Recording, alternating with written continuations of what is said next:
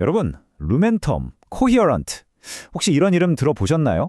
불과 작년만 해도 정말 소수만 알던 이름이었는데 이제는 뭐 주요 경제 뉴스 헤드라인을 그냥 장식하고 있죠. 맞습니다. 광통신, 이거 이제 너무나도 유명한 테마가 됐어요. 자, 그런데요. 어떤 테마가 이렇게 모두가 아는 이야기가 되는 순간 우리 투자자의 역할은 완전히 달라집니다. 이게 대체 뭔가요? 라고 묻는 단계는 이제 끝났다는 거죠. 솔직히 말해서 쉬운 돈은 이미 시장에 다 반영됐을 가능성이 아주 높습니다. 그래서 이번 분석에서는 그냥 겉핥기가 아니라 한 단계 더 깊이 파고 들어가 보려고 합니다. 첫째, 이 광통신 이야기 정말 현실성이 있는 걸까? 둘째, 만약 진짜라면 이 흐름이 과연 얼마나 오래 갈까?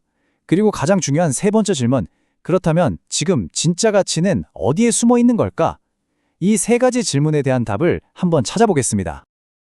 그럼 첫 번째 질문부터 시작해보죠. 여러분, 원자재 사이클의 순서가 있듯이요.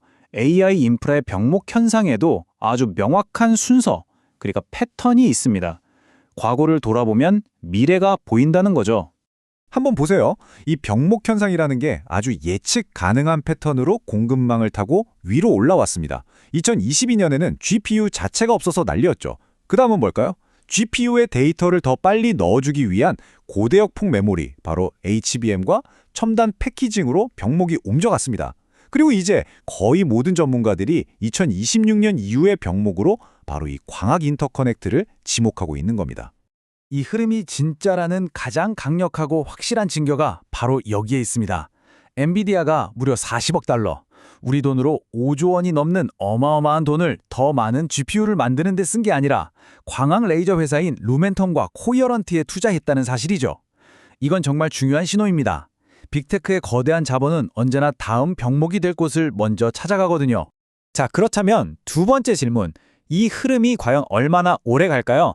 그 답은요, 지금 데이터 센터가 마주하고 있는 거대한 기술적 그리고 물리적인 한계 속에 있습니다. 기존의 스케일업 방식, 그러니까 한 건물 안에 계속 쌓아 올리는 건 말 그대로 한계에 부딪혔습니다. 더 이상 위로 쌓을 수가 없게 되니까 이제는 옆으로 확장하는 스케일 어크로스가 거의 유일한 대안이 된 거죠. 데이터 센터 안이 아니라 데이터 센터 간의 연결이 갑자기 세상에서 제일 중요해진 이유가 바로 이겁니다. 여기서 굴에서는요, 정말 말 그대로 물리적인 벽에 부딪힙니다. 1.6테라비트 같은 초고속 환경에서는 발열이나 전력 소모가 도저히 감당이 안 되는 수준이 되거든요. 생각해보세요. 아무리 비싼 칩을 잔뜩 쌓아두면 뭐하나요? 데이터를 옮기는 파이프라인이 꽉 막혀버리면 아무 소용이 없죠. 실제로 이것 때문에 최신 AI 클러스터의 GPU 가동률이 60, 67%에 그치는 경우가 허다하다고 합니다. 이 수요 변화의 규모를 한번 보세요. 시장은 이제 구리에서 빛으로, 즉 광통신으로 그냥 이동하는 수준이 아니라 폭발적으로 넘어가고 있습니다. 2026년 단 한 해에만 800G 광모듈 시장이 10배 이상 성장할 거라는 예측이 나올 정도니까요. 엄청나죠. 자, 그럼 이제 가장 중요한 마지막 질문입니다. 가치는 도대체 어디에 숨어 있을까요? 이걸 알려면요, 우선 공급망의 지도를 그려봐야 합니다. 그리고 여기서 핵심은 딱 하나입니다. 병목은 항상 가장 아래에서 시작해서 위로 흘러간다는 점입니다. 광통신 공급망은 크게 이렇게 5개의 층으로 이루어져 있다고 볼 수 있습니다. 대부분의 시장 참여자들, 투자자들은 가장 위쪽, 그러니까 눈에 보이는 완성품에만 주목하죠. 하지만 진짜 압력은요, 보이지 않는 가장 아래쪽에서부터 조용히 그리고 아주 확실하게 쌓여가고 있습니다. 자, 이 흐름을 한번 따라가 보시죠. 1단계 원자재는 중국의 수출 통제라는 지정학적 리스크에 딱 걸려 있습니다.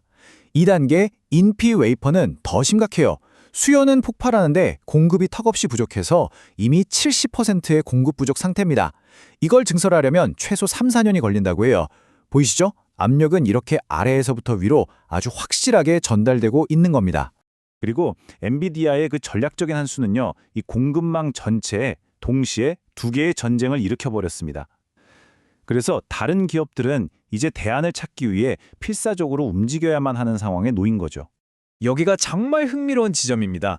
엔비디아가 현재 표준 기술인 EML 레이저를 그냥 독점해버렸어요. 그랬더니 어떻게 됐을까요? 경쟁자들, 그러니까 메타, 구글, 마이크로소프트 같은 회사들은 어쩔 수 없이 차세대 기술인 CW, 즉 연속파 레이저 수요를 폭발적으로 앞당기게 된 겁니다. 그 결과 현재 기술과 미래 기술 두 곳에서 동시에 공급 부족이 뻥 하고 터져버린 거죠. 이 지도를 보면 이제 각 기업들의 위치가 명확하게 보입니다. L1, L2에서는 중국의 대안이 될 수 있는 JX 니폰 같은 기업들이 있고요. L3에서는 이 전쟁의 한가운데 있는 루멘텀과 코이어런트가 있죠. L4에서는 비중국 공급망 재편의 수혜를 받는 패브리넷이 있고, 인프라단에서는 스케일 어크로스의 혈관, 즉 광섬유를 만드는 코닌 같은 회사가 있습니다. 그리고 미래를 위한 포지션으로는 CPU 칩을 설계하는 마벨과 이걸 만들어주는 타워 세미컨덕터가 있는 거고요. 자, 이제 마지막 핵심 결론으로 가보겠습니다. 이 모든 지식을 바탕으로 우리는 과연 다른 사람들이 보지 못하는 기회를 어떻게 찾을 수 있을까요? 바로 이 한 장의 그림이 오늘 우리가 살펴본 모든 것을 요약해 준다고 할 수 있습니다. 원자재에서 시작된 병목이 어떻게 위로 올라가는지, 그리고 그 과정에서 가치가 어디에서 만들어지는지를 보여주는 완벽한 지도인 셈이죠. 자료에 나온 이 비유가 정말 핵심을 꿰뚫는 것 같습니다. 지금은 단순히 싼 걸 찾는 게임이 아니라는 겁니다. 앞으로 병목 현상이 더 심해지면서 이익이 폭발적으로 늘어나고 결국 스스로 높은 밸류에이션을 정당화하게 될 그런 기업을 찾는 거죠. 시장의 시선은 대부분 저 위, 완성품인 트랜시버 모듈에 쏠려 있습니다.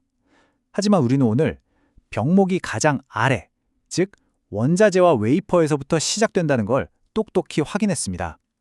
자, 그렇다면 이 흐름의 비밀을 알게 된 여러분은 이제 어디를 주목하시겠습니까?